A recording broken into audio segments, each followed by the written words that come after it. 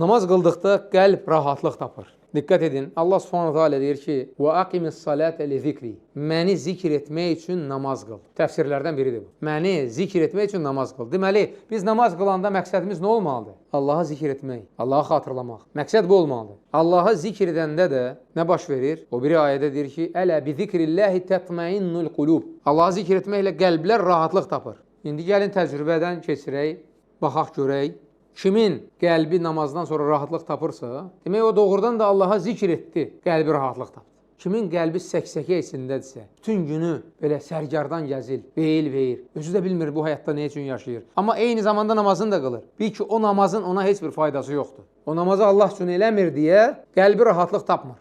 Nə qədər insanlar var ki, namaz qılandı, amma namazdan, məsciddən çıxır, başlayır gileylənməyə, başlayır Allaha qarşı nankör sözlər danışmağa. Qəlbi narahat içindədir ki, görəsən mənim axırım nə olacaq, necə olacaq, o necə olacaq, bu necə olacaq. Qəlb rahatlığı yoxdur. Niyə? Ona görə ki, onun Allaha olan təvəkkülü yoxdur. O təvəkkül də həmin o namaza bağlıdır. Nə qədər cahil insanlar var ki, qəlb rahatlığı üçün ya içki içir, ya dərman atır, ya narkotik qəbul edir, ya zina edir. O elə fikirləşir ki, bunu eləsə rahatlıq tapacaq. Lakin günah onu sıxıntısını biraz da artırır. Günah elədikcə sıxıntı biraz da artır. Qəlb rahatlığı tapa bilmir. Əksinə o tərəfə gedir. Hətta həmin insanlar bir də görürsən İslam'a gəlir. Namaz qılmağa başlayır, deyir ki, Subhanallah, mən necə cahil həyat yaşamışam. İndi necə xoşbəxtəm. Və nə qədər elə tanıdıqlarım var. Əvvəli cahil olub, İslam'a gələn kimi artıq bütün həyatı dəyişib.